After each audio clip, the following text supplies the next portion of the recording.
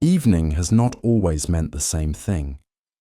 Before artificial light, evening was not an extension of the day. It was not a second opportunity to continue. It was a natural turning point. Across civilizations, across climates, the lowering of the sun quietly altered how humans moved, how they spoke, and how they thought. This change did not require instruction. No one announced it. No one enforced it. The environment itself guided the transition. As light softened, activity softened with it. As visibility narrowed, attention followed. Evening was not designed to be productive. It was shaped to be gradual. This film does not explore night as an event. It does not explain sleep, rest, or ritual.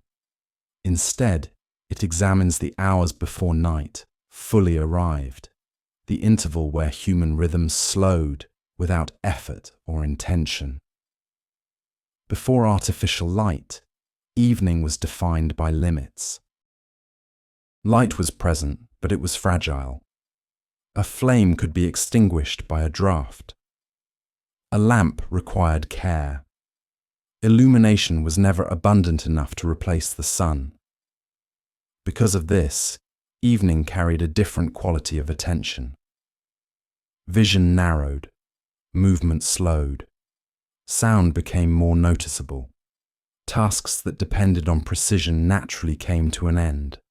This was not loss, it was transition. Evening marked the moment when repetition replaced ambition. Small, familiar actions took precedence over new ones. There was little reason to begin anything large. Time, in the evening, was not measured by clocks. It was sensed. The sky dimmed gradually. Shadows lengthened. The body adjusted before the mind fully noticed. Across ancient cities and rural settlements alike, evening followed a similar rhythm. Not because people agreed on it, but because the conditions shaped it. The absence of artificial light did not make life darker. It made it quieter. This quiet did not demand silence. It allowed it. Conversation slowed. Voices softened. Periods of shared presence became more common than active interaction. Evening was not a performance. It did not ask to be filled. In many cultures, this was the time when work naturally concluded, not because it was forbidden, but because it no longer fit the environment. The mind did not resist this slowing. It recognized it. This recognition did not require reflection. It was embedded in daily repetition. Evening before artificial light was a rhythm learned through exposure, not explanation. This is why it still feels familiar.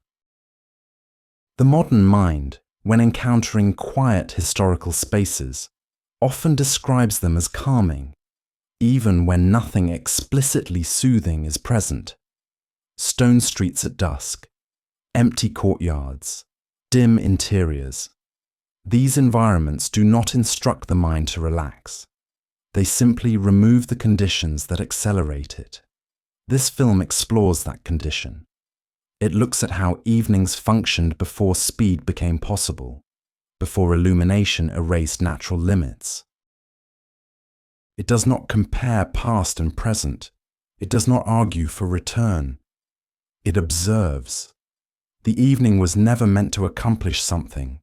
It was meant to settle, not into sleep, but into reduced demand, not into stillness, but into continuity. This transition, from day into night, from visibility into shadow, from effort into repetition, formed a stable rhythm that guided human life for centuries. And although that structure is no longer required, its imprint remains. Nothing in this film asks you to follow or remember.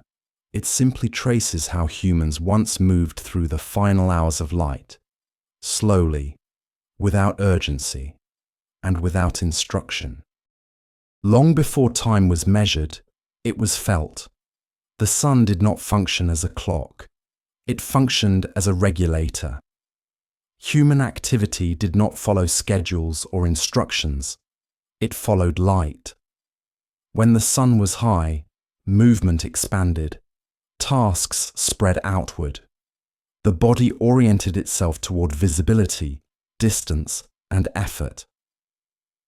As the sun began to lower, this orientation slowly changed.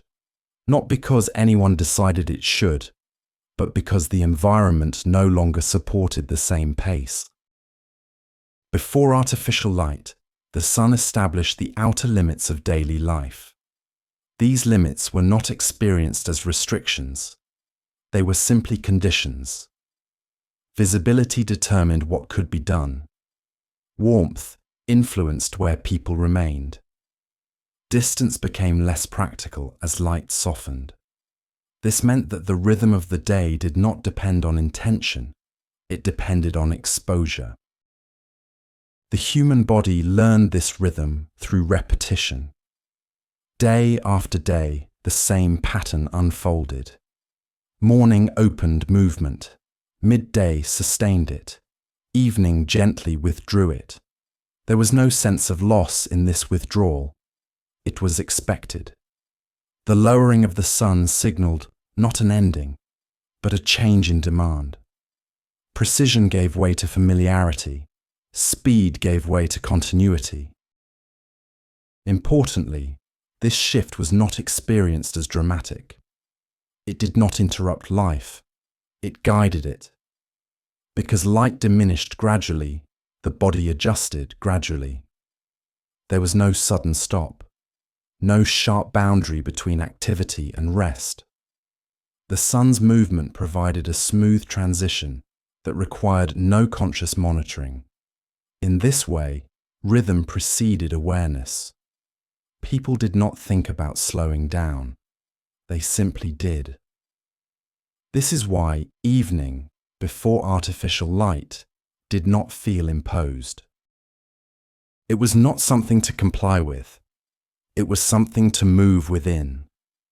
The sun regulated human rhythm not by control, but by consistency. Its daily pattern did not change, and so human behavior adapted around it. This adaptation became internalized over time. The body learned when to release effort without needing explanation. This relationship between light and rhythm formed the foundation of daily life for centuries. And it is this foundation that shaped how evening was experienced, not as a decision, but as a response. As the sun lowered, the environment changed, and with it, attention began to change as well. As light softened, attention followed. This shift did not arrive suddenly. It did not announce itself. It unfolded quietly, alongside the environment. Before artificial light, attention was closely tied to visibility. What could be seen clearly demanded engagement. What faded from view gradually released it. As evening approached, the field of vision narrowed. Details became less prominent. Distance lost importance. This did not reduce awareness, it changed its direction. During the day, attention expanded outward.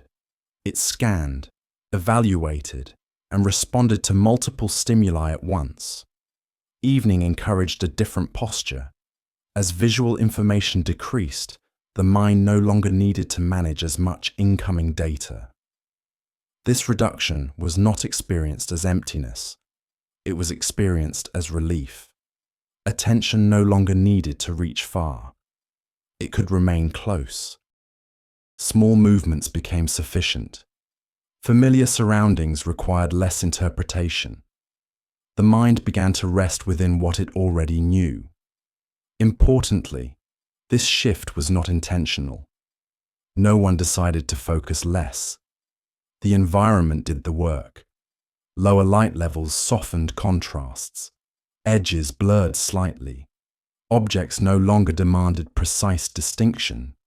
In response, attention became less sharp, but more settled. This settling did not indicate fatigue alone. It indicated a change in cognitive demand. When less information needs to be processed, the mind naturally slows its pace. Evening did not remove attention. It redistributed it. Listening became more prominent than looking. Sensation replaced evaluation.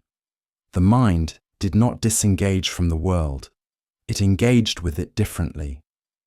This is why evenings often felt quieter even when sound was still present. Attention no longer jumped quickly between points. It lingered. This lingering did not require discipline. It was supported by the conditions themselves. Over time, repeated exposure to this pattern trained the mind to recognize evening as a period of reduced demand. Not reduced awareness, reduced urgency. Attention was no longer pulled outward. It was allowed to remain. This subtle shift laid the groundwork for everything that followed in the evening hours. But attention did not change alone. As the mind adjusted, the body had already begun to slow. Before the mind recognizes a change, the body often responds first. In the hours leading toward evening, movement began to adjust almost imperceptibly. Steps shortened, gestures softened, distance became less appealing. This was not the result of instruction or reflection. It was a response to changing conditions. As light diminished, the environment no longer supported extended motion. Paths became harder to read. Details required more effort to discern. In response, the body reduced unnecessary movement. This reduction was practical, not symbolic. Energy was conserved because it needed to be. The day's momentum naturally declined. What is notable is that thought did not lead this process. The mind did not decide to slow down. It followed. The body responded to light, temperature, and visibility before the mind interpreted what was happening. This sequence mattered. Because movement slowed first, the transition into evening did not feel mentally abrupt. There was no sudden demand for stillness, no forced pause. Instead, activity gently resolved into smaller actions. Tasks that required strength, speed, or reach naturally concluded. What remained were movements that stayed close to the body, sitting, standing briefly, handling familiar objects. These actions required little cognitive planning. As a result, the mind experienced fewer interruptions. Thought could continue, but without being pushed forward by constant motion. This created a subtle separation between effort and awareness. The body no longer demanded immediate direction. It did not need to be managed. This allowed the mind to drift into a slower rhythm without resistance. Even fatigue, when present, was not framed as a problem. It was simply information. A signal that the day's outward orientation was complete. Importantly, this slowing was shared.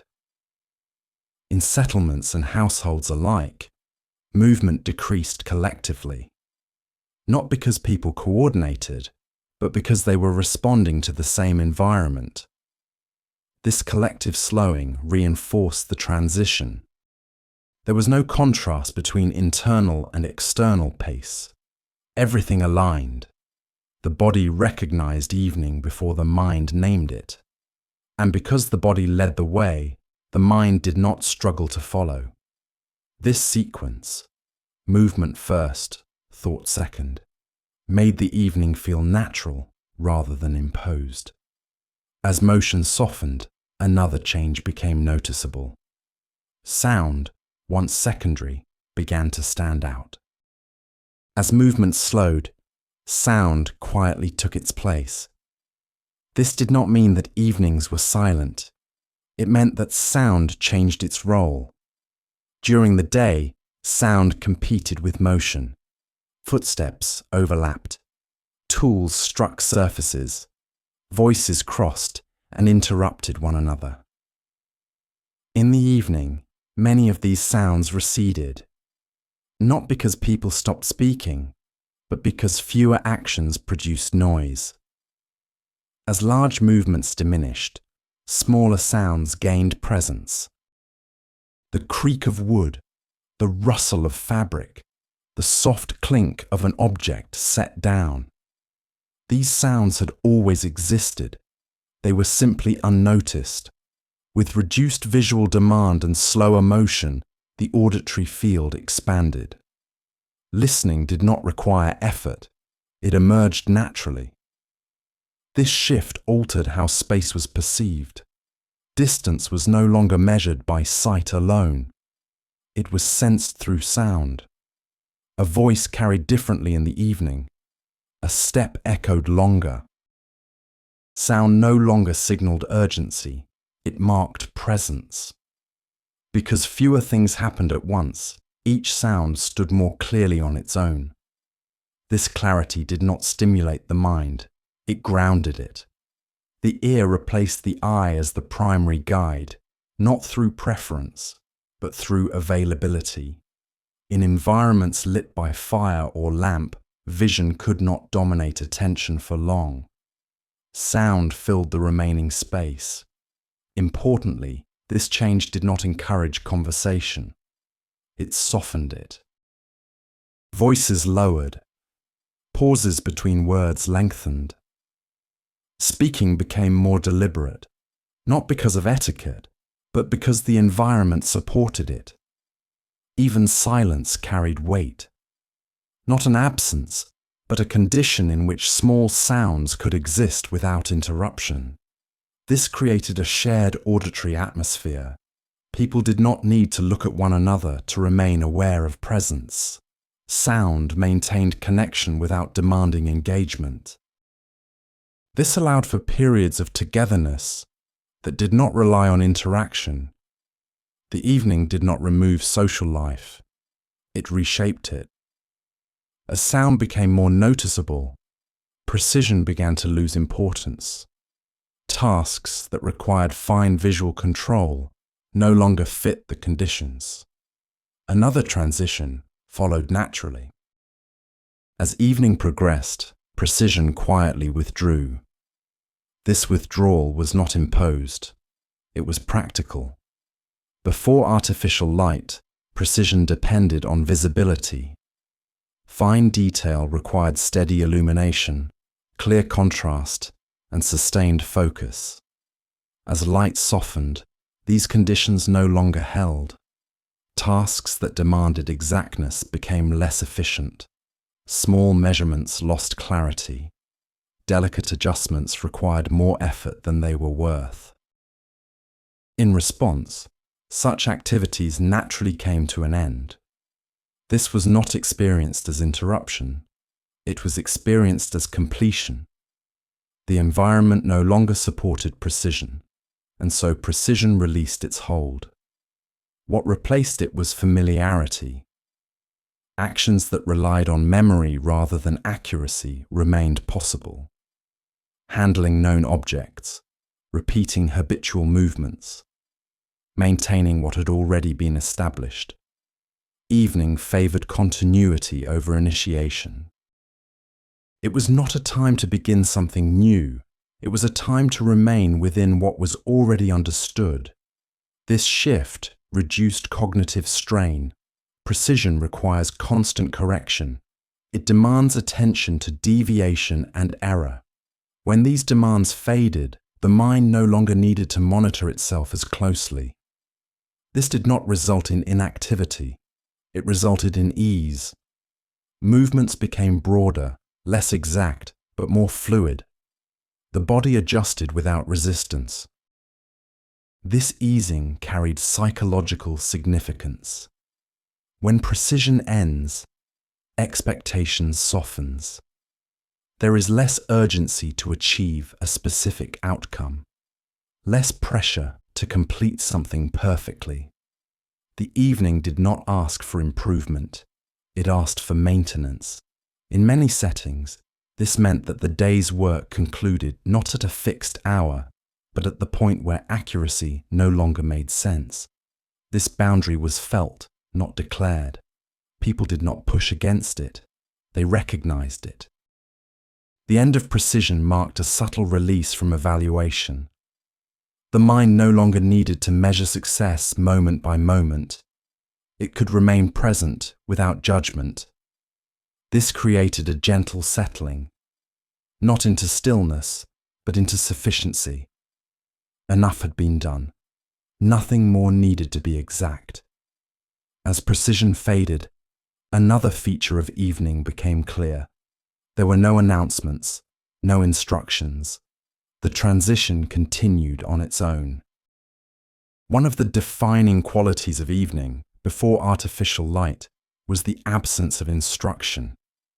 Nothing signaled that the transition had begun. No bell rang. No rule was stated. No authority declared a change in pace. And yet, the shift occurred reliably.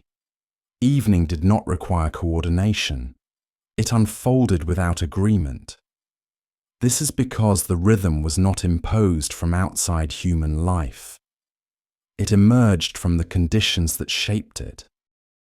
Light diminished, temperature adjusted, visibility narrowed. These changes required no interpretation. People did not need to be told what to do. They responded without reflection. This absence of instruction removed resistance. There was nothing to follow, and therefore nothing to resist.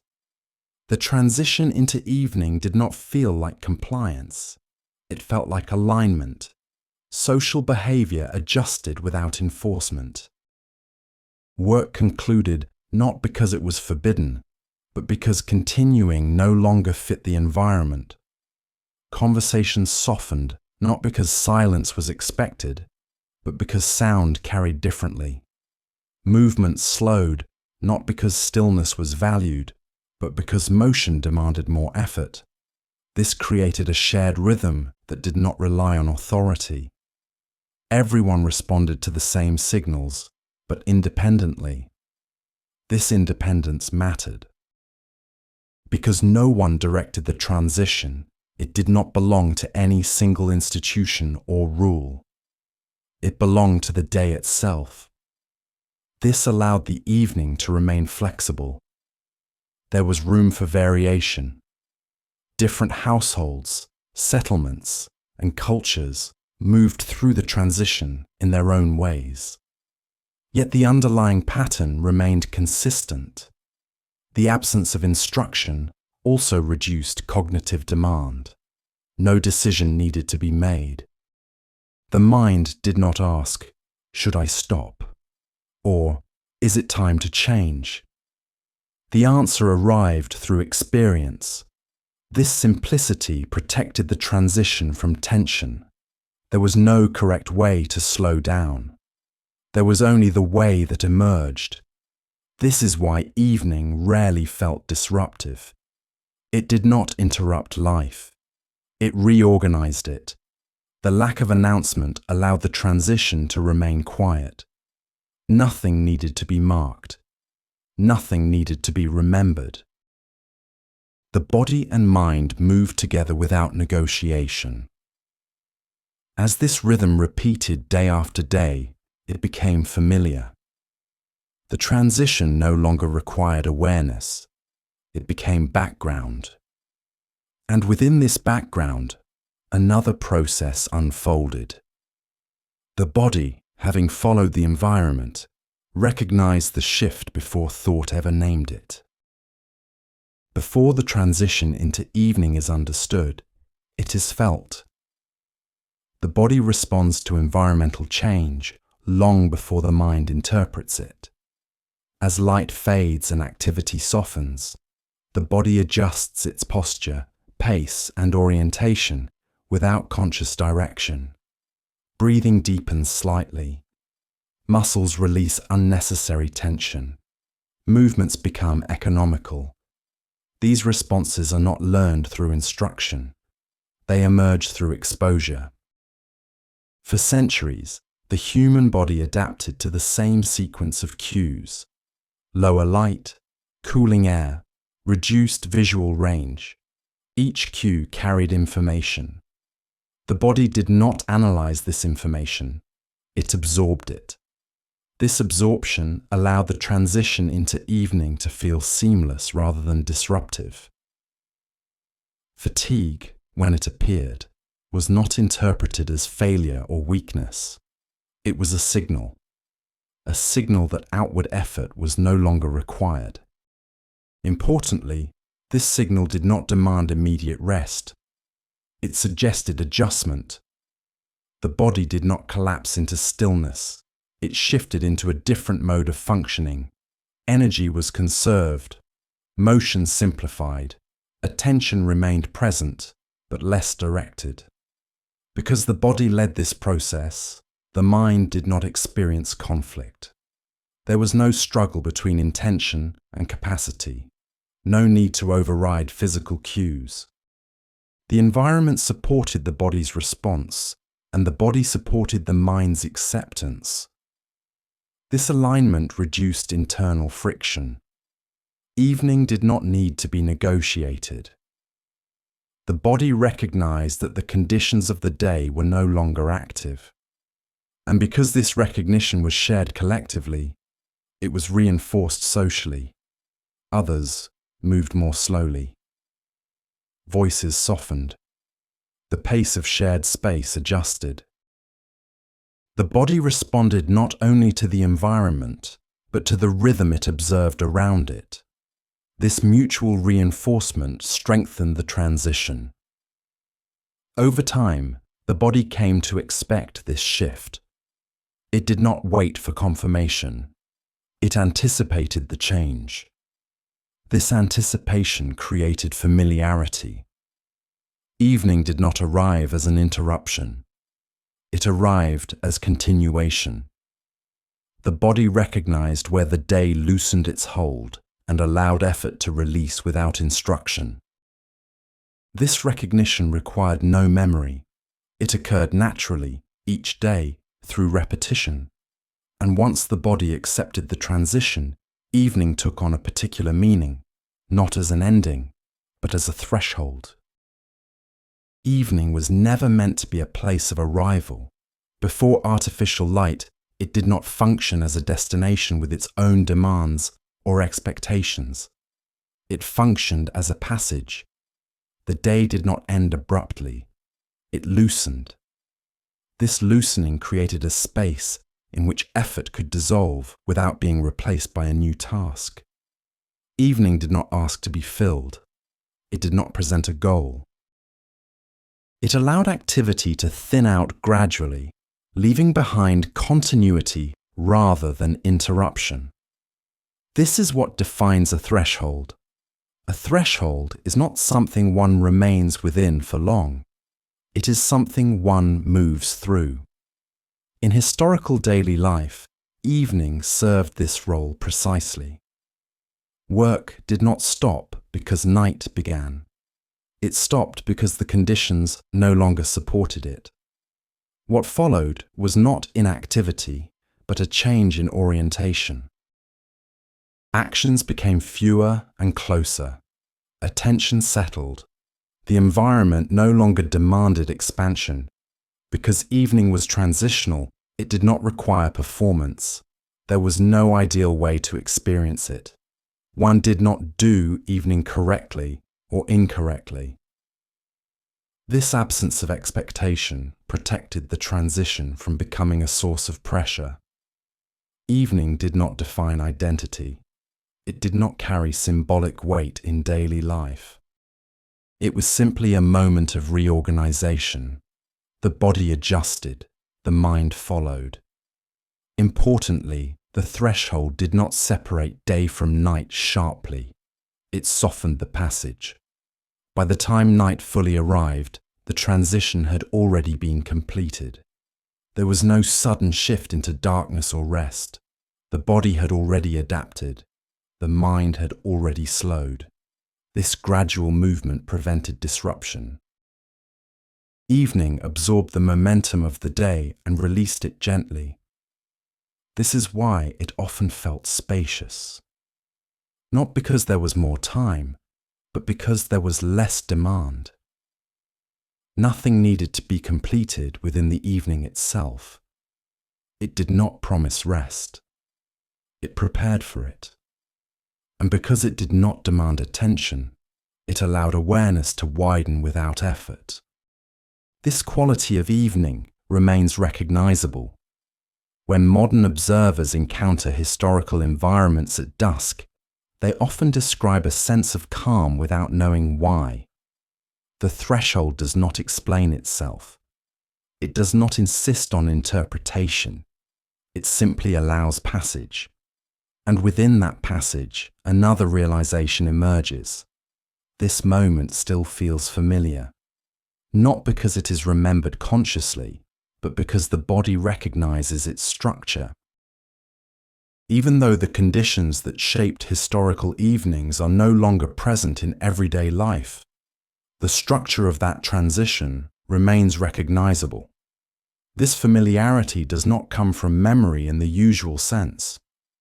It is not something most people can recall directly. It is sensed. When the modern mind encounters quiet historical spaces, stone streets at dusk, dim interiors, empty courtyards, the response is often immediate and unanalytical. A feeling of calm appears, without instruction. Nothing explicitly soothing is occurring. There is no guidance, no message, no ritual being performed. And yet, the mind settles. This reaction suggests that the rhythm of evening, as it once functioned, left an imprint deeper than conscious recollection. For centuries, the human body and mind adapted to the same environmental sequence. The lowering of light, the softening of sound, the reduction of movement, the release of precision. These elements did not need to be learned once. They were reinforced daily. Over time, this repetition shaped expectation. The mind came to associate certain conditions with reduced demand. When those conditions reappear, even briefly, even artificially, the response can return. This does not mean that modern life can recreate historical rhythm. It does not imply loss or nostalgia. It simply acknowledges continuity. The human nervous system did not change overnight. Its patterns developed slowly. Evening, before artificial light, trained the mind to recognize a particular moment in the day when effort no longer needed to be extended. This training did not require language. It was embedded in experience. This is why the sensation of calm often arises without explanation. The mind does not need to be told that it is safe to slow down. It recognizes the structure. Quiet historical spaces do not instruct the viewer to relax. They remove the signals that demand acceleration. In their absence, attention naturally settles. This settling does not belong to the past alone. It is not historical in itself. It is structural. The evening functioned as a reliable pattern that balanced the day's intensity without opposing it. That pattern remains intelligible even when its original context has faded. And because it remains intelligible, it remains effective. With this recognition, the foundation of evening as a human rhythm becomes clear. From here, the film moves forward, not to compare eras, but to observe how other elements of the evening supported this same quiet structure. Before artificial illumination transformed the structure of time, light served a different role in the evening. It was not a tool for extending the day. It was a companion to its closing. Fire, Oil lamps and candles did not aim to reproduce daylight. They offered presence rather than capacity. Their light was limited, localized, and fragile. It gathered attention inward instead of projecting it outward. Evening light did not invite new activity. It accompanied what remained. This distinction mattered. Light that functions as a tool demands output. It supports precision, expansion, and continuation. Evening light did none of these. It did not enable distance. It did not sharpen detail. It did not increase speed. Instead, it softened edges and reduced range. A single flame illuminated only what was close. Faces, hands, familiar surfaces. Everything beyond that circle receded naturally into shadow. This did not diminish the space. It reorganized it. The illuminated area became sufficient. There was no need to see farther. Because light did not promise productivity, it did not create pressure. Its presence did not imply expectation.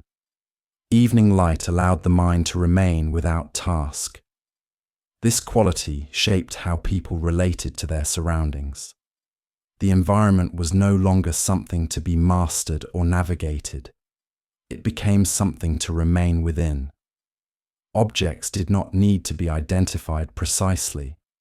They were already known. The light did not reveal new information. It confirmed familiarity. This confirmation had a settling effect. When illumination does not demand action, attention is released from vigilance. The mind no longer scans for opportunity or risk. It rests in what is immediately present. This is why evening light rarely felt dramatic. It was steady rather than intense, supportive rather than directive. Its purpose was not to replace the sun, but to acknowledge its absence. In this way, light marked the transition without resisting it. It allowed the evening to remain evening, not brighter, not longer, simply present. As light accompanied the closing of the day, its fragility became noticeable. It could be extinguished easily. It required care. This fragility shaped the way it was used. Evening light was never guaranteed. Unlike daylight, it could disappear suddenly. A draft of air, a misplaced movement, a moment of neglect was enough to extinguish it. This fragility shaped how light was treated. Fire and flame required attention, but not urgency. They asked to be protected, not controlled. A lamp needed oil. A candle shortened as it burned. Every source of light carried its own limit. Because of this, illumination was never assumed. Light was used carefully, not because it was scarce in an abstract sense, but because its loss was immediate and visible. This awareness influenced behavior. Movement remained measured. Gestures avoided excess. Objects were handled with familiarity rather than force. Evening activities adapted to the possibility of darkness. Nothing depended entirely on continuous light. Tasks were chosen for their tolerance of shadow. This created an atmosphere of attentiveness without tension.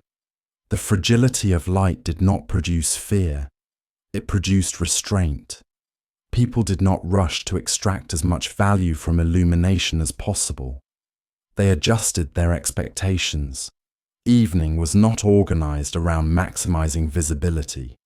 It was organized around maintaining presence. This subtle restraint reduced cognitive demand. When light cannot be relied upon absolutely, the mind does not build plans that depend on precision or extension. It remains flexible. The potential disappearance of light encouraged completion rather than initiation. There was little incentive to begin something that required uninterrupted clarity. What had already been started could be brought gently to rest. In this way, fragility reinforced rhythm. The evening did not stretch itself thin, it remained contained. Importantly, this containment was shared. Everyone within the same space responded to the same limitation. The fragility of light synchronized behavior without instruction. No one needed to say, "Be careful," or "slow down." The environment communicated this directly. Light, because it could be lost, invited respect, not reverence, not anxiety. Respect in the sense of awareness. This awareness kept the evening intact. It prevented excess. It preserved continuity. And as people adjusted to light's fragility, their vision adjusted as well. Seeing less did not diminish experience. It concentrated it. As evening light remained limited, vision naturally narrowed. This narrowing was not a failure of sight. It was a reorganization of attention. Before artificial light, illumination did not fill a room evenly. It formed a small, uneven field. Within that field, details were visible. Beyond it, shapes softened and receded. This structure guided perception. The eye no longer scanned the entire environment. It settled on what was near. Objects within reach became primary. Everything else became background. This did not reduce awareness. It refined it. Seeing less did not mean noticing less. It meant noticing differently. The mind did not need to account for distant space. It could remain within a contained visual field. This containment reduced cognitive effort. Fewer elements demanded processing. Fewer decisions needed to be made. Presence became easier to maintain because the environment asked for less. Evening did not encourage distraction, it limited it.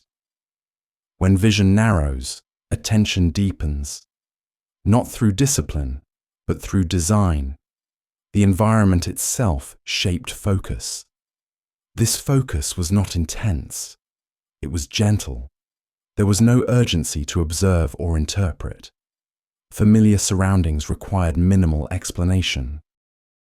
Faces were recognized without scrutiny. Objects were handled without inspection. This familiarity supported a sense of sufficiency. Nothing important lay beyond the circle of light. The rest of the space could remain undefined without consequence. This absence of demand allowed attention to settle. The mind no longer needed to orient itself constantly. It could remain where it was. This is why evening often felt intimate, even in shared spaces. The narrowed field of vision drew people closer, physically and perceptually. Distance lost relevance. What mattered was what was present. This did not isolate individuals, it aligned them. Everyone shared the same visual boundary. The same small circle of light became the common environment. Within it, movement slowed further.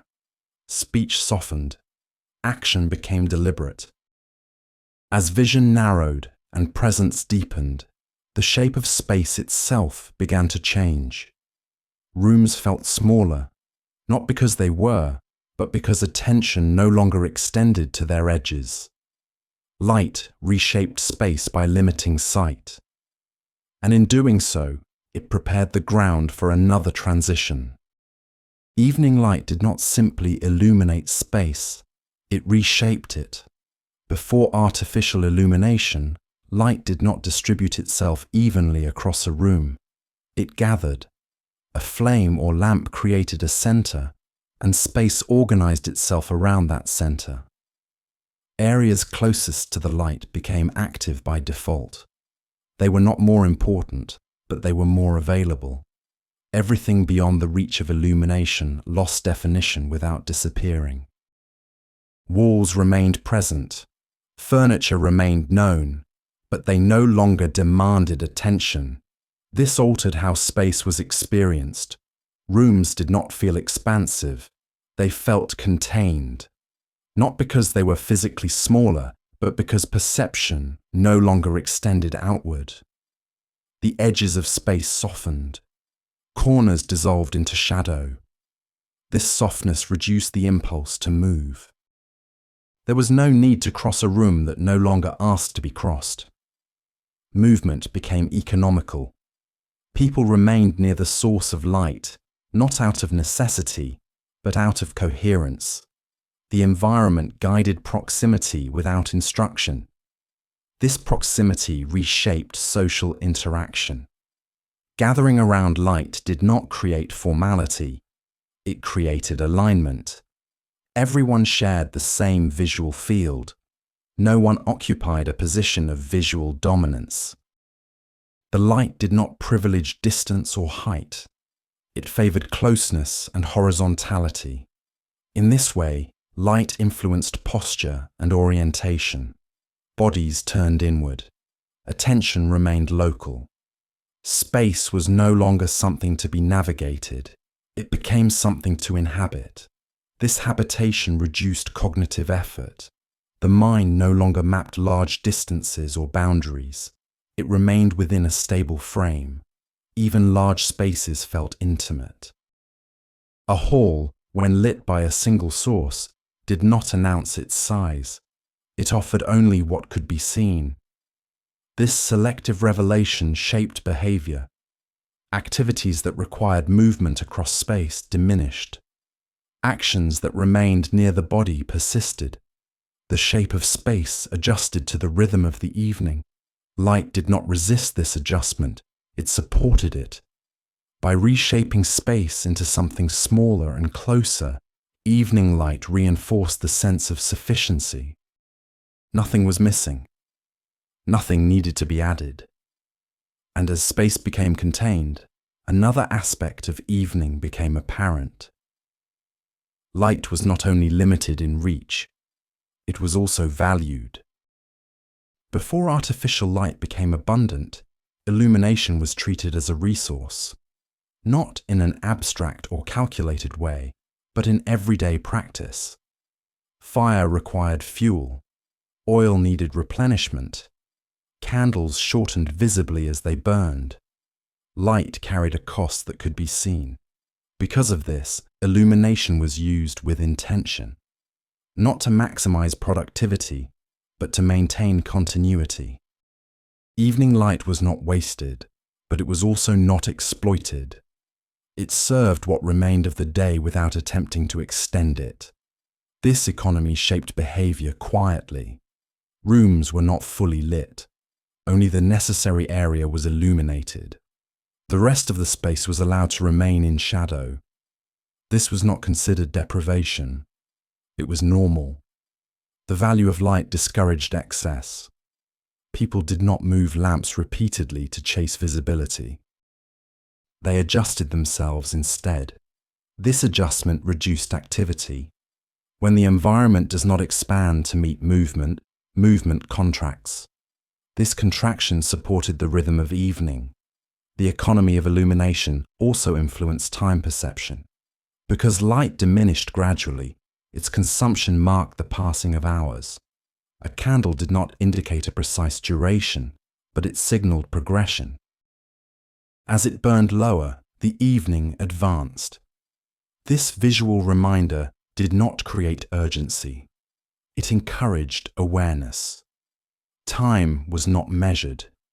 It was observed.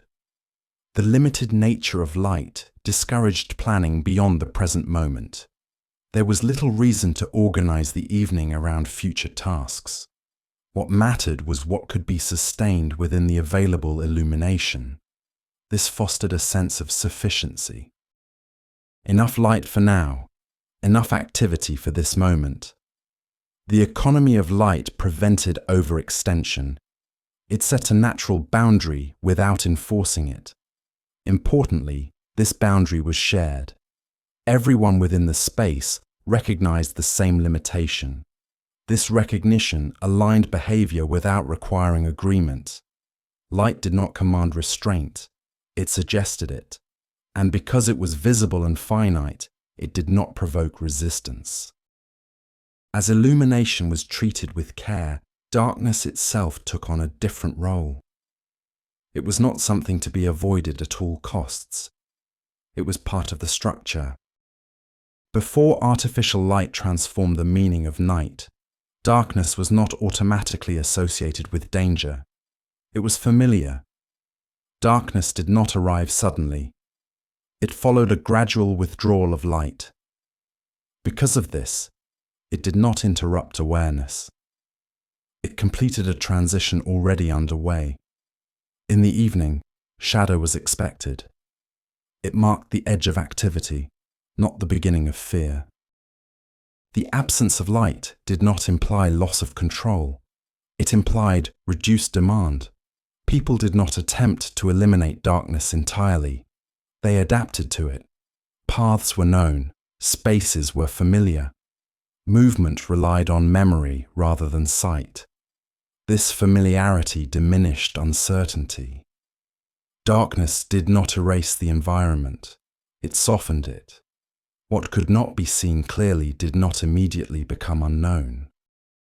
The mind did not rush to fill the absence of visual information with speculation.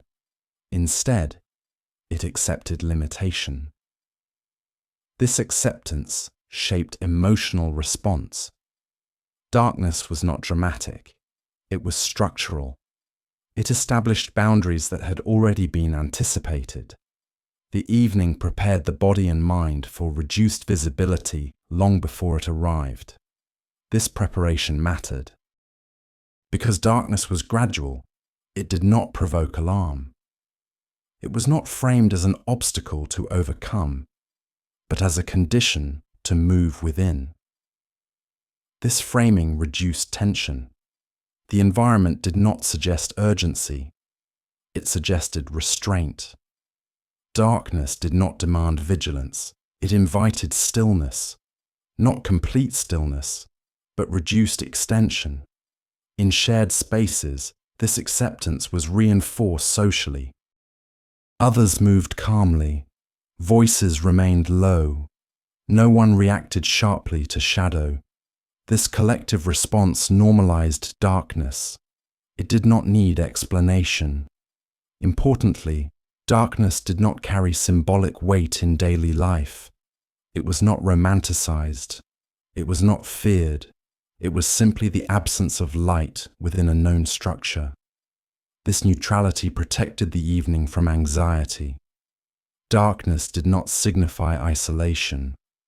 Presence was still sensed through sound, proximity, and familiarity. The world did not disappear. It receded. This recession allowed the mind to release the need for constant orientation. Nothing needed to be clarified. Nothing needed to be anticipated. Darkness functioned as a boundary, not as a threat. And because it was accepted, light itself retained its proper role. It did not attempt to resist the night. It accompanied the day to its close. Before artificial illumination altered the structure of time, light did not have the power to prolong the day. Its presence did not imply continuation. It did not suggest that more could be done.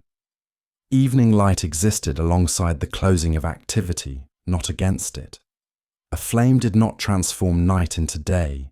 It acknowledged that daylight had ended. Because of this, illumination did not compete with the natural rhythm. It aligned with it. Light did not create new hours. It occupied the final ones. This distinction shaped how time was experienced. The evening did not stretch endlessly. It remained finite. Light accompanied what remained of the day without redefining its limits. There was no expectation that illumination should make everything possible. Certain tasks simply belonged to daylight. Others belonged to the evening. This separation was accepted. When light does not promise extension, the mind does not resist closure. There is no pressure to continue, no sense of unfinished opportunity. The day completes itself.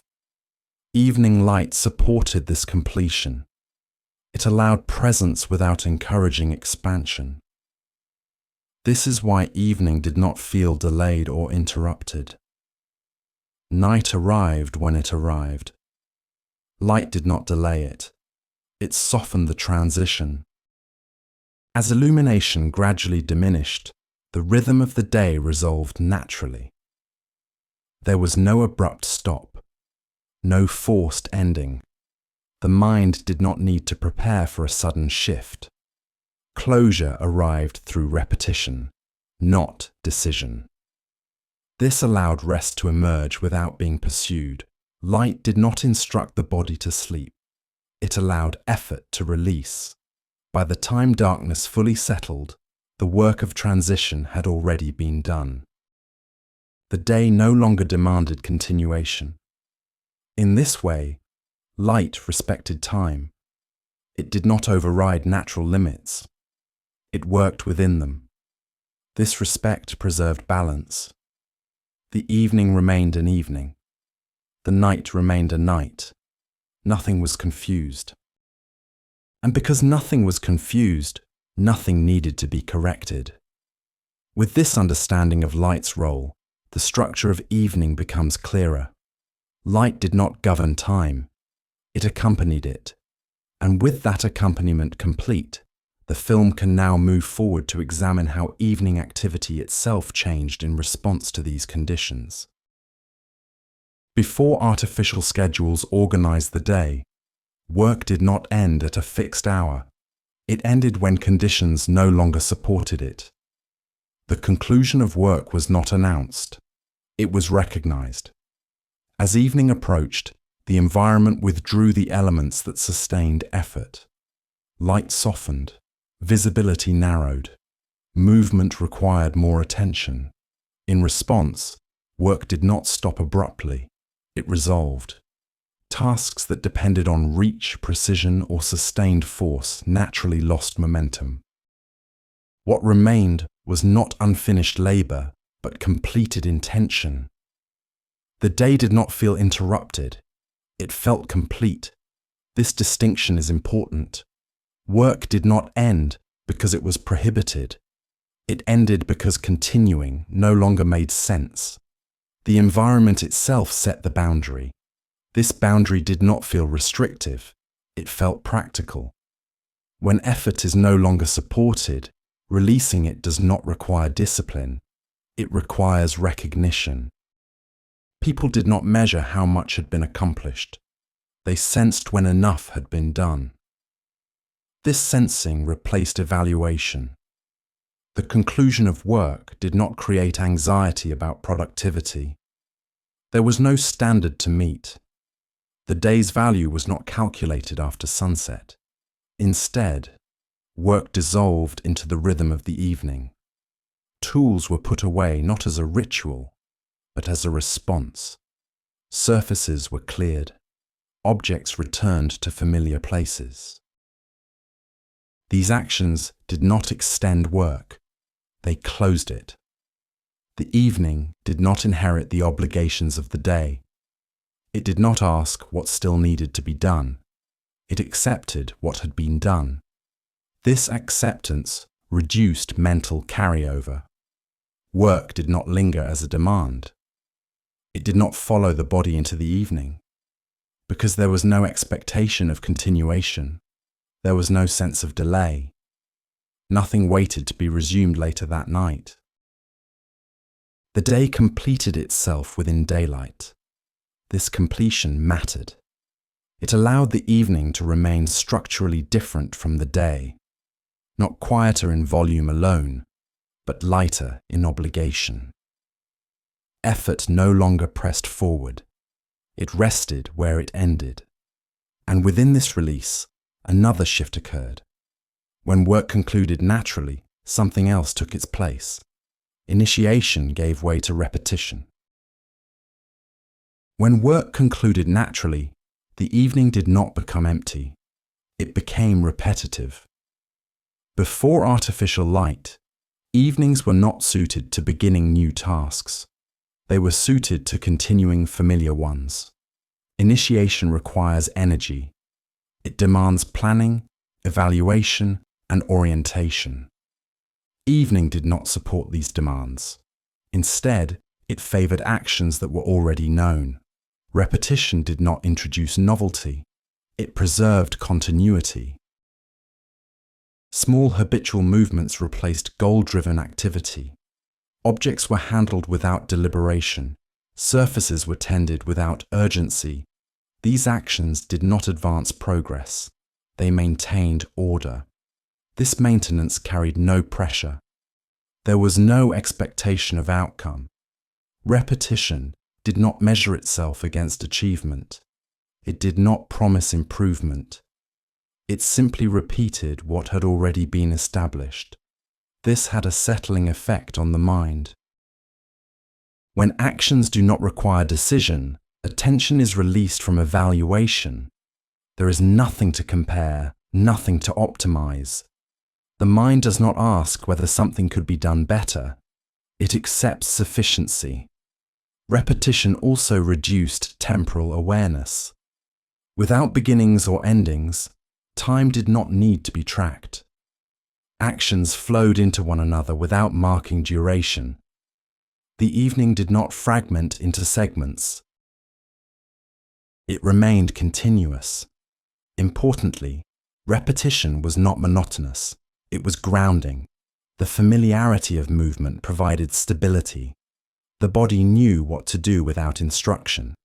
This allowed presence without effort. Repetition also aligned individuals within shared spaces. When everyone engaged in similar, low-demand actions, pace synchronized naturally. There was no contrast between one person's activity and another's.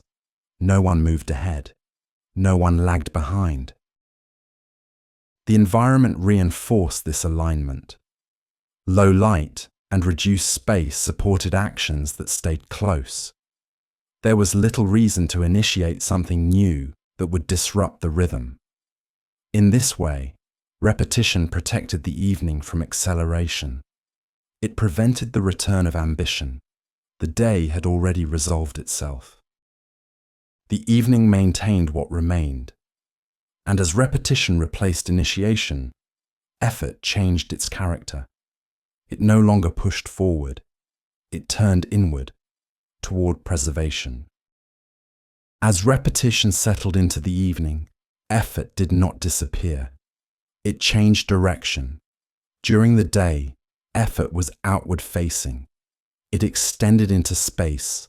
It sought completion, reach, and result. In the evening, effort turned inward. It no longer aimed to produce something new. It aimed to sustain what already existed. This shift altered the quality of action. Movements became smaller. Energy was applied selectively. There was no need to exert force beyond what was necessary. Maintenance replaced production. Objects were cleaned, stored, and protected, not to improve them, but to preserve their readiness. This preservation was not framed as work. It did not carry expectation. It carried care. The evening did not ask for progress. It asked for continuity. This reduced the psychological weight of effort. When effort is not measured against outcome, it does not strain the mind. There is nothing to evaluate. The body engages, but without urgency. Maintenance also supported closure. By tending to what had been used, the day was allowed to finish cleanly. Tools were not left in disorder. Spaces were not left unresolved. This resolution did not imply perfection. It implied sufficiency. Enough had been done to allow the day to rest. The act of maintaining rather than producing lowered cognitive demand. No planning was required, no decision-making beyond the immediate. The body moved through familiar sequences that required little attention. This familiarity aligned with the reduced light and slower pace. The environment did not invite ambition. It invited care. Maintenance kept activity within bounds. There was no incentive to extend effort further. This protected the evening from becoming another work period. Effort, now directed toward preservation, lost its pressure. It became gentle. It did not seek recognition. It did not accumulate. It simply completed what was already underway. As effort settled into maintenance, another change followed. Urgency dissolved. Time no longer pressed forward. As effort shifted toward maintenance, urgency quietly dissolved. Before artificial schedules compressed time, evenings were not governed by deadlines. Nothing pressed forward. The day had already released its demands, and the evening did not inherit them. Urgency depends on expectation. It arises when something must be achieved within a limited window. In the evening, that window no longer existed. There was no requirement to finish more, to catch up, or to prepare for immediate continuation. Time did not need to be used efficiently. It only needed to pass. This absence changed how moments were experienced.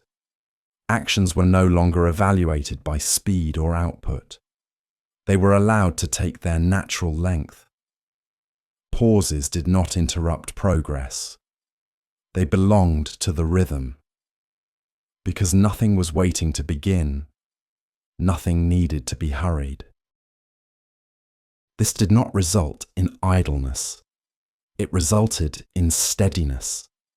Movement continued, but without pressure. Conversation unfolded without direction. Silence was not something to be filled. The mind did not scan ahead.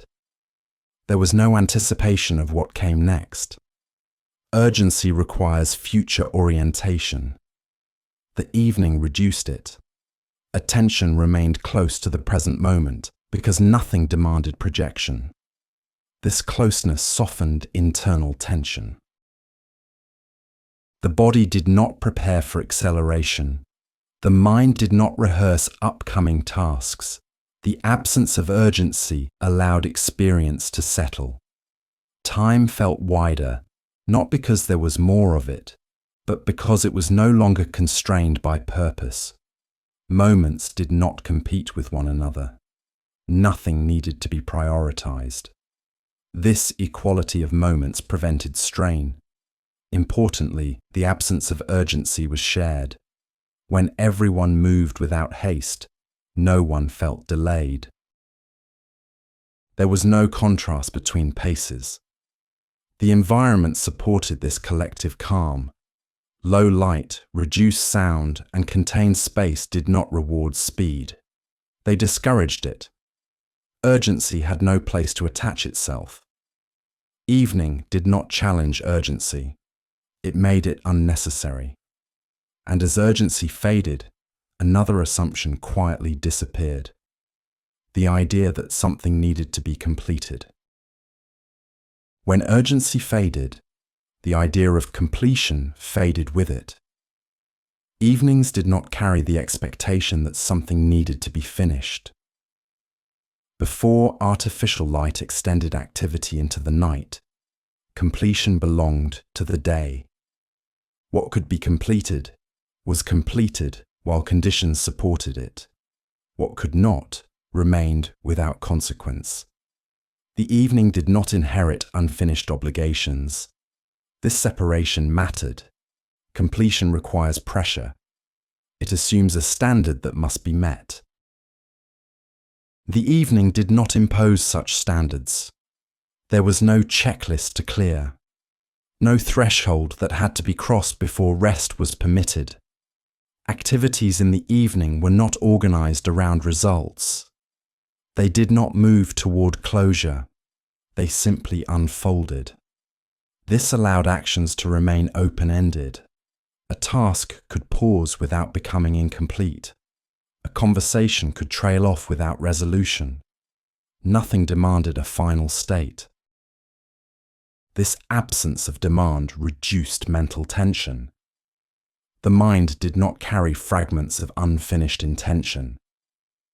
There was no internal reminder that something remained undone. The day had already delivered its conclusion. Evening accepted that conclusion without attempting to improve upon it. This acceptance created psychological space. Without the pressure to complete, there was no reason to evaluate progress. Time did not need to justify itself. Moments were allowed to pass without purpose. This does not mean that evenings lacked structure. They had rhythm, but not direction. Activities followed one another without aiming toward an endpoint. The lack of completion did not imply disorder. It implied sufficiency. Enough had already occurred. Nothing more was required. This understanding protected the evening from becoming an extension of effort.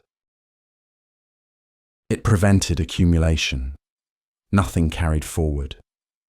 This is why evenings often felt lighter than days. Not because they were empty, but because they were not burdened by expectation. As the need for completion dissolved, another assumption loosened its hold. Doing less no longer appeared as failure. In the evening, doing less was not interpreted as falling behind. It was expected. Before productivity became a measure of worth, reduced activity did not signal loss or inadequacy. It signaled alignment. The evening did not invite comparison. There was no standard against which effort was measured. No one counted output. No one evaluated efficiency. The pace of activity slowed because it was meant to. Doing less did not require justification. It did not need to be explained or defended. The environment itself supported this reduction. Low light limited reach. Contained space discouraged movement. Silence reduced stimulation. Under these conditions, doing less was not a choice. It was a response. This response carried no judgment.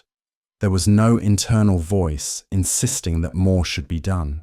The body did not interpret slowing as weakness. It recognized it as completion. This recognition mattered. When reduced activity is not framed as failure, the mind does not resist it. There is no need to compensate, no impulse to prove usefulness. The evening did not reward productivity. It did not penalize stillness. It simply allowed both to exist without hierarchy. This absence of evaluation reduced internal tension. Effort no longer needed to justify itself. Presence became sufficient. A person could remain seated without explanation. A task could remain undone without consequence. The lack of expectation created relief. Not because responsibility disappeared, but because it had already been fulfilled. The day had carried obligation. The evening did not. This separation allowed identity to loosen. One was not defined by output in the evening hours. There was no role to perform. Doing less did not diminish value. It restored balance. The mind did not measure the evening against the day. They served different functions. This understanding protected the evening from becoming another arena of effort. Reduced activity was not a problem to solve. It was a condition to inhabit. And within this condition, another shift occurred. Rest no longer needed to be planned. It arrived on its own. In the evening, rest did not need to be planned. It did not arrive through technique, routine, or deliberate intention. It emerged. Before artificial light reshaped daily schedules, rest was not something one prepared for. It was something that followed naturally once demand receded. There was no concept of optimizing rest, no method to achieve it more efficiently. Rest did not need to be earned. It did not require permission. The conditions of the evening supported it quietly. Effort had already resolved. Urgency had dissolved. Expectation had loosened. Within this environment, rest appeared without instruction. The body did not wait for a signal to stop. It adjusted continuously. Moments of stillness emerged between actions. Pauses lengthened. Movement softened further. These changes did not announce themselves. They did not mark a transition into a separate state. Rest blended into activity without clear boundary. This blending prevented resistance. Because rest was not framed as an event, the mind did not anticipate it. It did not monitor its arrival. It did not evaluate whether it had been achieved. Rest was not a goal, it was a condition. This mattered. When rest is pursued deliberately, it can become another task. In the evening, rest avoided this transformation. It remained unforced. Silence did not signal rest, nor did stillness alone. Rest existed within movement, within presence, within reduced demand. People remained awake, aware, and engaged, but without strain. This engagement required no effort to sustain. The environment held it. Shared spaces reinforced this quality. Others moved quietly. Nothing competed for attention. Rest was not private or individual. It was ambient. It belonged to the space, not to the person. This allowed the mind to release control. Nothing needed to be managed. Nothing needed to be corrected. Rest arrived because there was room for it. And because it arrived without instruction, it did not demand maintenance. It did not need to be protected. It passed naturally into the next phase of the night without announcement. With this, the structure of the evening becomes complete. Not as a period of inactivity, but as a space where effort dissolves without being replaced. From here, the film can move forward to examine how this quiet structure was shared, not individually, but collectively. In historical evenings, silence did not signal emptiness, it signaled presence. Before artificial light and constant stimulation reshaped social expectation, silence was not treated as a gap to be filled. It was accepted as a natural state of shared time. The reduction of sound in the evening did not mean that life had withdrawn. It meant that activity had softened. Voices did not disappear. They lowered. Movement did not stop. It slowed. Silence emerged gradually, alongside these changes. This gradual emergence mattered. Because silence was not abrupt, it did not feel isolating. It did not cut individuals off from one another. Instead, it created a common background in which presence could be sensed without effort. Silence did not remove connection. It altered its form. The absence of constant speech allowed other forms of awareness to surface. Breathing became noticeable. Small movements registered. The rhythm of the space itself became perceptible. This awareness did not demand attention. It allowed it. Silence did not compete for focus. It supported it.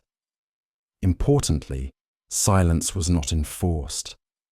No one instructed others to be quiet. No rule governed acceptable volume. The environment itself shaped behavior. Low light reduced visual dominance. Contained spaces softened acoustics. Sound naturally diminished. This meant that silence carried no authority. It did not signal control or restraint. It belonged to the space rather than to individuals. This distinction prevented silence from becoming oppressive. There was no obligation to perform quietness. It simply existed. Within this shared silence, individuals did not feel observed. There was no audience, no expectation of response. This absence of scrutiny allowed people to remain as they were. Silence did not require contribution. One did not need to add to it or justify it. This created ease. The evening did not demand interaction. It allowed coexistence. People could remain together without needing to engage continuously. Silence functioned as a neutral field. It held the group without directing it. And because it was shared, silence reinforced a sense of collective rhythm. No one stood apart. No one needed to lead. As silence settled into the evening, another form of connection became possible: presence without interaction. In the evening, togetherness did not require exchange. Before artificial light and continuous engagement reshaped social habits, being in the same space did not imply constant interaction. Presence was sufficient. People gathered without the expectation of conversation. They remained near one another without needing to address one another. This form of togetherness was not passive. It was settled. Interaction requires effort. It asks for attention, response, and direction. Evening did not support these demands. It supported coexistence. Silence did not interrupt connection. It allowed it to rest. People did not turn inward because they withdrew socially. They remained oriented toward the shared environment. Bodies aligned in space. Postures mirrored one another. These subtle alignments created coherence without communication. Being together without interaction reduced pressure. There was no need to perform sociability, no need to sustain conversation. This absence of expectation mattered. When interaction is optional, presence becomes easier. One could remain close without being required to contribute. This allowed social spaces to remain calm. Evening gatherings did not fragment into separate activities. They settled into shared stillness, not motionless, but undemanding. The environment reinforced this quality. Low light and contained space reduced visual dominance. No one stood out. Attention was not pulled toward individual expression. It remained diffuse. This diffusion supported collective ease. Everyone shared the same rhythm without negotiating it. Importantly, this form of togetherness was inclusive. Silence did not exclude. It did not privilege those who spoke. Everyone belonged equally within the shared space. Connection did not depend on articulation. It depended on proximity. This proximity was not crowded. It was balanced. People remained near without pressing into one another. This balance preserved comfort. Evening togetherness did not seek outcome. There was nothing to accomplish socially, no conclusion to reach. Presence was not a step towards something else.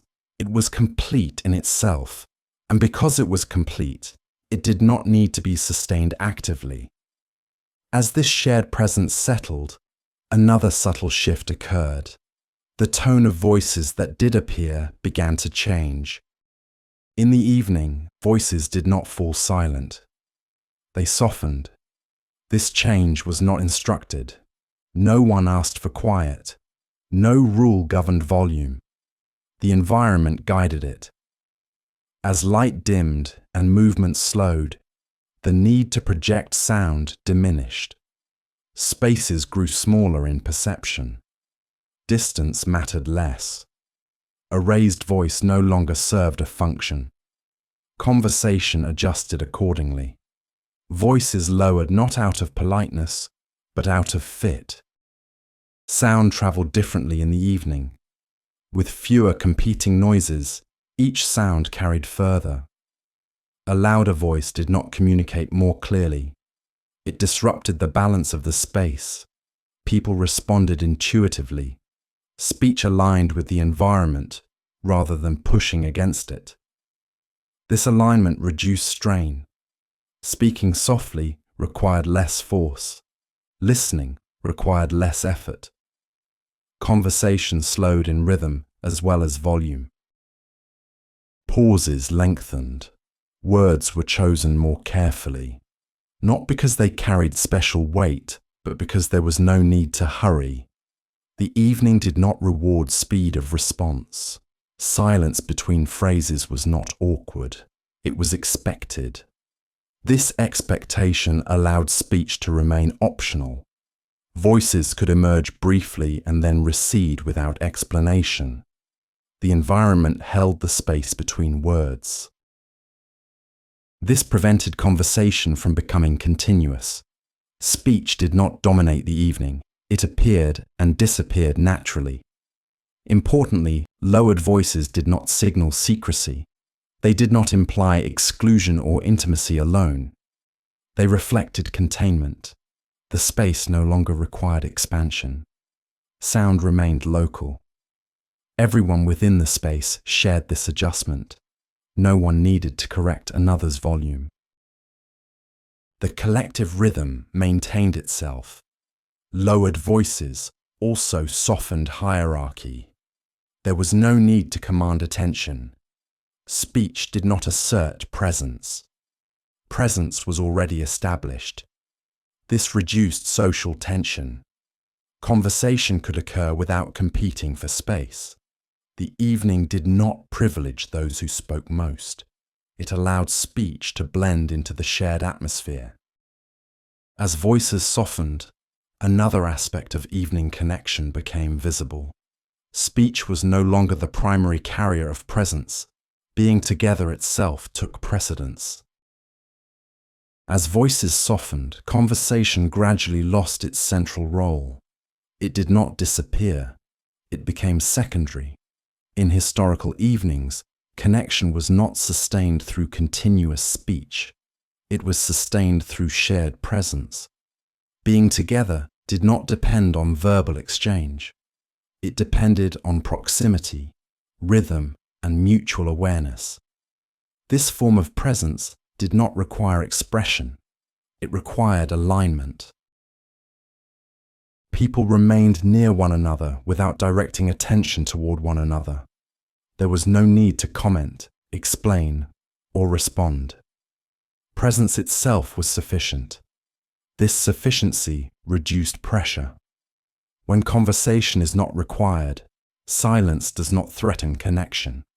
It supports it. Shared presence allowed individuals to remain attentive without being engaged actively. The mind did not need to track dialogue. It did not need to prepare responses. Awareness remained open and relaxed. Small signals carried meaning. A shift in posture, a quiet movement, a brief glance. These gestures did not initiate interaction. They confirmed coexistence. The evening environment supported this mode of connection. Low light reduced visual dominance. Contained space kept attention local. No single voice or gesture took precedence. Everyone occupied the same perceptual field. This equality mattered. Connection did not rely on contribution. One did not need to speak to belong. Shared presence removed hierarchy from interaction. Those who remained silent were not absent.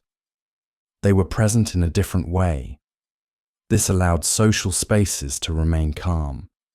No one needed to perform attentiveness. No one needed to hold the group together. The environment carried the structure. This reduced social fatigue. Evening connection did not exhaust. It did not demand emotional labor. It allowed individuals to remain together without effort. This kind of presence also altered time perception. Moments were not segmented by dialogue. They flowed without interruption. The evening did not move forward through exchange. It rested within continuity. Shared presence did not produce outcome. It did not aim to resolve or conclude anything. It existed as its own state. And because it required nothing, it could be sustained gently. As conversation receded and presence took precedence, another effect became clear. This shared stillness aligned individuals without instruction. Silence itself became a social structure. Evening was not experienced individually, it unfolded collectively. Before artificial light fragmented daily schedules, people responded to the same environmental signals at the same time. The lowering of light, the cooling of air, the narrowing of activity affected everyone within a shared space. This created a collective rhythm that did not need coordination. No one set the pace. No one followed it deliberately. The environment did the work. As conditions softened, behavior softened in parallel. Movement slowed across households and streets. Voices lowered together. Activity resolved without comparison. This synchronization did not eliminate individuality. It aligned it. People remained distinct, but their rhythms converged. This convergence reduced friction. When everyone responds to the same limits, no one feels out of step. There is no need to hurry to match another's pace. There is no pressure to remain active when others are settling. The evening belonged to no single person. It belonged to the shared conditions of the day's end. This shared ownership mattered. It prevented the evening from becoming competitive. No one gained advantage by moving faster. No one was left behind by slowing down. The rhythm applied equally. Because of this, the evening carried a sense of order without enforcement. The collective response to environmental change created stability. People did not need to negotiate how the evening should be spent. They moved within a structure that already existed. This structure did not demand attention. It operated quietly. Evening gatherings reflected this rhythm. They did not escalate. They did not fragment. They settled. The collective pace made space for presence without performance. Everyone was permitted to do less without explanation. This permission was implicit. It arose from shared experience, not social rule. The evening functioned as a common ground where effort receded simultaneously. This simultaneity mattered. It allowed rest to be ambient rather than individual. One did not rest alone, while others remained active. The environment synchronized release. This synchronization created a sense of belonging without articulation. No one needed to say, "It is time to slow down." Everyone already knew. And because everyone already knew, the evening held. As this collective rhythm settled, another distinction became clear. Quiet did not isolate. It connected. In historical evenings, quiet did not imply separation. It did not signal withdrawal from others. It signaled shared ease. Before constant stimulation reshaped social expectation, quiet was not interpreted as isolation. It was a condition in which connection could remain without effort. Loneliness requires distance, not physical distance alone, but perceptual distance. In the evening, that distance was reduced. People remained near one another. They shared the same light, the same sounds, the same slowing rhythm. Quiet emerged within this proximity. It did not remove awareness of others. It softened it. One could sense presence without being required to engage. This mattered. When quiet does not isolate, the mind does not protect itself. There is no need to retreat inward to avoid social demand. The environment itself lowers expectation. Nothing needs to be offered. Nothing needs to be returned. Quiet becomes neutral ground. This neutrality allowed individuals to remain settled without feeling overlooked. Silence did not exclude. No one was left outside of interaction, because interaction was not the measure of belonging. Presence was. The evening allowed people to exist alongside one another without signaling distance. This coexistence reduced self-consciousness. When attention is not demanded, one does not feel examined. Quiet did not create absence, it created space. Space in which awareness could remain open without being pulled toward performance. This openness supported emotional stability. The evening did not amplify internal narratives. It quieted them. Because the environment did not provoke comparison, quiet did not become self-reflective in a harmful way. It remained external, shared, ambient. This is why quiet evenings rarely felt heavy. They did not press inward. They spread outward gently, through shared conditions. Quiet belonged to the space, not to the individual. And because it belonged to the space, it did not need to be managed. One could remain quiet without becoming alone. This distinction allowed the evening to function as a collective pause rather than a personal withdrawal. With this, the social structure of the evening becomes clear, not through interaction, but through shared restraint. From here, the film can move forward to examine how these collective patterns extended beyond private spaces into the wider organization of daily life. Before time was divided into units, it was experienced as a condition. Evening did not arrive at a specific minute. It unfolded. Without artificial light and mechanical clocks, time was not tracked through numbers. It was sensed through change. Light lowered, shadows lengthened, air cooled. These shifts did not indicate how much time had passed. They indicated how time was moving. The body responded to these cues without calculation. There was no need to ask how late it was. The environment answered. As visibility softened, the sense of urgency softened with it. Time did not press forward. It did not need to be managed. The evening did not require awareness of duration. It required awareness of condition. This distinction mattered. Measured time demands attention. It asks to be used, allocated, and monitored. Sense time does not. It allows experience to unfold without comparison. In the evening, moments were not evaluated against a schedule. They were allowed to exist at their own pace. This reduced internal tension. The mind did not anticipate what came next. It did not calculate what remained.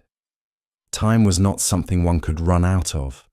It was something one moved within. This movement did not feel directional. There was no sense of falling behind.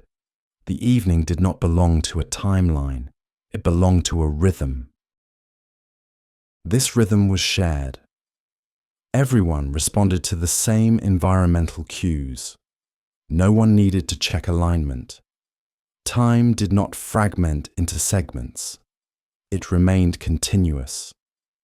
This continuity made the evening feel wide. Not longer, but less constrained. When time is not measured, it does not narrow attention. It does not compress experience. The absence of measurement allowed moments to expand without stretching. Nothing needed to be filled. Nothing needed to be completed. The evening did not ask how long something would take. It allowed things to take as long as they took. This allowance created ease. Time did not disappear. It became background. The mind did not focus on its passing. It focused on presence. This is why evenings often felt spacious, even when they were short. Space emerged from reduced demand, not increased duration. As time shifted from measurement to sensation, another distinction became clear. The evening did not compete with the day. Before artificial light reorganized daily expectations, evening did not stand in opposition to the day. It did not attempt to rival it. It did not inherit its ambitions. The day carried effort, direction, and demand. The evening carried release. These two phases were not measured against one another. They served different functions. The evening was not expected to compensate for what the day had not achieved. There was no sense that time needed to be recovered. Nothing urged continuation. This absence of competition mattered. When the evening does not compete with the day, it does not feel secondary or insufficient. It does not appear as a smaller portion of time that must be used carefully. It exists on its own terms. The day did not look back at the evening as a space of lost opportunity. Nor did the evening look forward as a chance to extend effort. This separation reduced pressure. Time did not need to justify itself. The evening was not asked to prove its value through productivity or output. It was valuable because it allowed the day to settle. This settling prevented accumulation. Tasks did not carry over mentally. Effort did not seek continuation. The day completed itself without being audited. Evening accepted this completion without judgment. Because the evening did not compete, it did not accelerate. There was no incentive to compress experience. Moments were not measured against what could have been done earlier. The mind did not attempt to optimize. This absence of comparison softened attention. When time is not weighed against another segment of time, it feels sufficient. There is no deficit to correct. The evening did not borrow urgency from the day. It did not echo its pace. Instead, it absorbed what remained and allowed it to dissipate. This absorption created continuity without pressure. The transition did not feel like loss, it felt like resolution.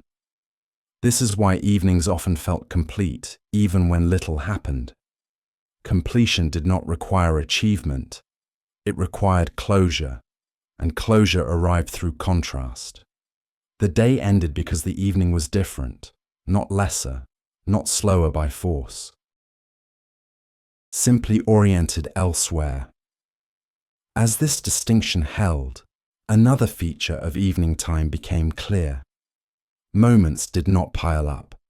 They remained separate and uncompressed. In the evening, moments did not accumulate. They did not press against one another or compete for attention. Before artificial light encouraged simultaneous activity, experience unfolded sequentially. One moment completed itself before the next began. This sequencing mattered. When moments do not stack, the mind does not fragment. There is no need to divide attention across parallel demands. Evening did not invite overlap. Activities followed one another gently. A pause did not interrupt flow. It was part of it. Because there was no pressure to maximize time, nothing needed to happen at once. The mind did not hold multiple intentions simultaneously. It remained with what was present. This reduced cognitive load. When moments are not layered, they retain their shape. Each experience remained intact rather than being compressed. The evening did not ask the mind to switch rapidly between states. There was no oscillation between focus and distraction. Attention remained steady because it was not pulled in different directions. This steadiness created ease. Time did not feel scarce. Moments did not rush past because they were not being overtaken by what came next. The absence of stacking also altered memory. Experiences were not blurred together. They remained distinct without needing emphasis. Nothing required highlighting or marking. The evening did not need to be memorable. It needed to be continuous. This continuity allowed time to feel wide, not elongated, but uncompressed. When experience is not layered, it expands naturally. The mind does not struggle to keep up. It does not feel behind. There is no backlog of moments to process. The evening did not accumulate residue. Each moment resolved itself before yielding to the next. This resolution prevented mental clutter. Nothing carried forward unnecessarily. This is why evenings often felt light, even when they were full. Not full of activity, but full of completion. As moments remained separate, another distinction emerged. Slowness was not experienced as delay. It carried no negative implication. In the evening, slowness did not imply interruption. It did not suggest that something had gone wrong or fallen behind. Before artificial schedules defined efficiency, speed was not a constant expectation. The pace of activity adjusted naturally to the conditions of the environment.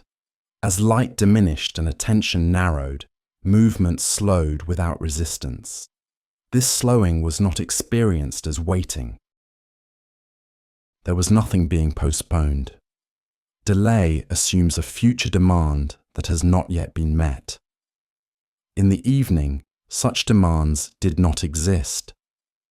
Time was not something to be caught up with. Slowness did not signal inefficiency. It signaled fit. Actions took longer because they were allowed to. Not because they encountered obstruction, but because there was no reason to rush. The environment did not reward haste. It did not respond to speed with advantage. Under these conditions, slowness lost its negative meaning. It was no longer contrasted with progress. It simply described the rhythm of experience. This shift mattered psychologically. When slowness is not judged, the mind does not defend against it. There is no internal pressure to accelerate. The body moves at its own pace without feeling monitored. The evening did not frame time as something that could be wasted. There was no correct speed. Each action unfolded according to its own necessity. This removed tension from movement. Walking did not need to arrive somewhere quickly. Sitting did not need justification. Pauses were not interruptions. They were part of the rhythm.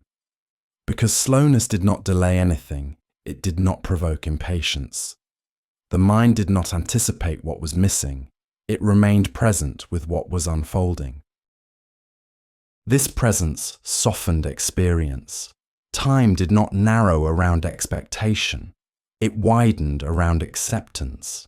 The evening did not move toward an outcome. It moved within itself. Slowness was not an obstacle to overcome. It was a condition to inhabit. This distinction allowed time to feel stable rather than pressured. And as slowness settled into acceptance, another feature of evening time became clear. Nothing was waiting to end. There were no deadlines ahead. In the evening, time did not point toward an ending. There was no moment that needed to be reached, no hour that carried special importance. Before artificial light imposed fixed schedules, evenings did not operate under deadlines. Nothing was required to conclude by a certain time. This absence mattered. Deadlines compress experience. They pull attention forward and narrow perception. The evening did the opposite. It released attention from the future. There was no internal marker that said, "Before it is too late." Time did not threaten to run out. Because nothing needed to be finished, Nothing felt unfinished. Activities were not measured against an external limit. They ended when they ended. This allowed experience to remain open without becoming unresolved. The evening did not carry urgency to bring things to closure. Closure arrived naturally through fading conditions. Light diminished, movement slowed, attention settled. These changes did not announce an ending. They dissolved activity gently. This dissolution prevented tension. When there is no deadline, the mind does not rush to decide what matters most. Everything that remains is equally sufficient. There is no pressure to prioritize. The evening did not ask which moment should be preserved. None of them needed to be. Time was not scarce. It was available. This availability softened internal pacing. The body did not prepare for a final effort. The mind did not scan for what still needed to be done. There was no countdown. This absence of a temporal endpoint allowed the evening to feel continuous. It did not build toward a peak or descend toward a finish. It simply flowed. The lack of deadlines also protected the evening from disappointment. Nothing failed to occur on time. Nothing missed its chance. Time did not judge. Because the evening did not impose an ending, it did not create anticipation. The mind did not wait for the next phase. It remained where it was.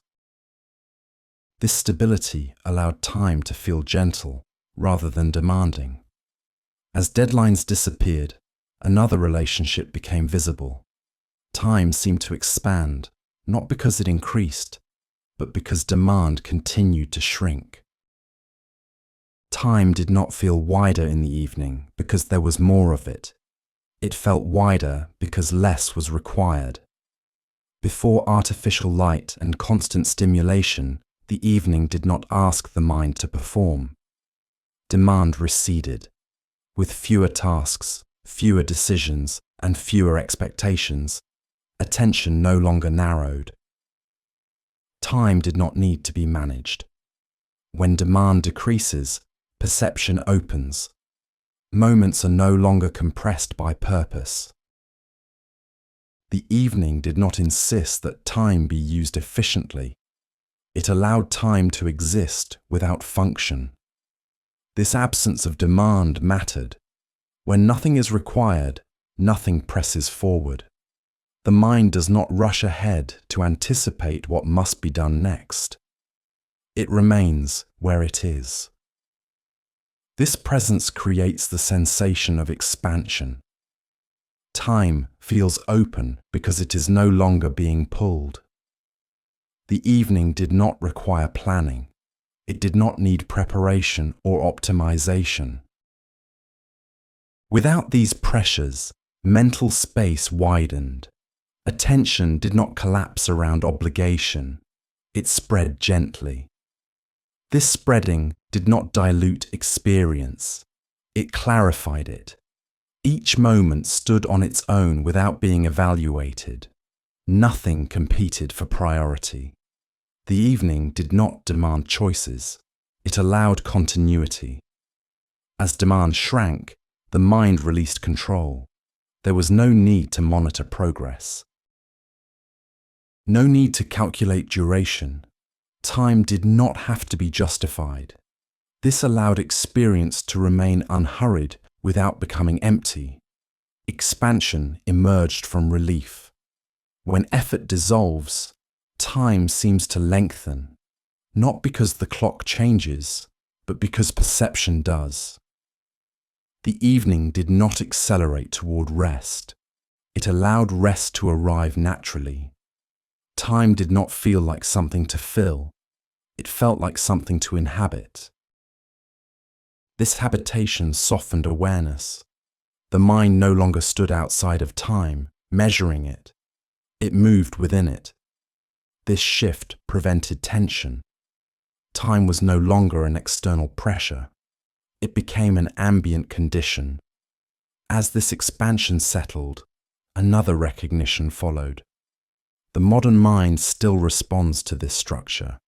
It recognizes it without instruction. Even today, the mind responds to this structure, not because it remembers it consciously, but because it recognizes it. When modern environments resemble these older conditions, reduced light, limited demand, shared quiet, the nervous system settles. No explanation is required. The calm does not arrive through understanding. It arrives through alignment. The mind does not need to be told that it is safe to slow down. The environment communicates it. This response is not nostalgia. It is not cultural memory in the symbolic sense. It is perceptual. The brain remains sensitive to cues that signal reduced requirement. When stimulation decreases and expectation recedes, attention widens. This widening is not learned. It is inherent. The modern mind may be saturated with schedules, screens, and deadlines, but it has not lost its ability to respond to conditions that remove pressure. When nothing is demanded, the mind does not search for purpose. It rests within presence. This is why quiet historical spaces feel calming, even to those unfamiliar with their context. A stone room at dusk, a narrow street at evening, a dim interior lit by a single flame. These spaces do not instruct relaxation. They remove the need for vigilance. The mind does not have to interpret or perform. It simply remains. This calm is not produced by content. It is produced by structure. When demand shrinks, time opens. When time opens, attention settles. This settling does not require sleep. It does not require rest in the modern sense. It requires only the absence of insistence. This is why calm can appear even while awake, even while aware. The structure of the evening supports this state without forcing it. The modern mind recognizes this support because it has never stopped needing it. It does not experience it as new. It experiences it as familiar, not comforting in an emotional sense, but stabilizing.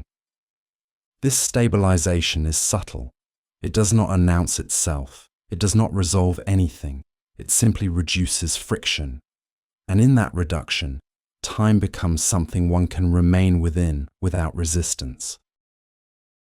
With this understanding of time, the film reaches a natural pause, not an ending, but a settling point.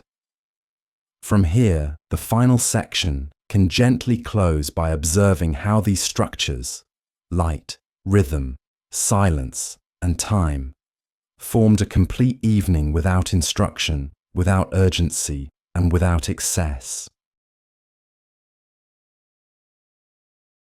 The evening did not need to be designed. It did not require instruction, optimization, or intention. It emerged from conditions. Light withdrew, demand softened, time widened, behavior followed. Nothing was enforced, nothing was explained. The structure of the evening did not ask people to slow down. It made slowing down appropriate. It did not promise rest. It removed pressure. This is why the evening felt complete without needing to conclude anything. Work ended without urgency. Presence remained without performance. Quiet existed without loneliness. Time did not hurry forward. It settled. These conditions did not create calm as a goal. They allowed calm as a consequence, not through meaning, but through alignment. The mind did not need to understand what was happening. It responded because nothing demanded resistance. This film did not aim to recreate the past. It observed a structure that once existed and still resonates. Not because it was better, but because it was sufficient. The evening did not need to be filled. It needed to be allowed. And when it was allowed, it held. Nothing more was required.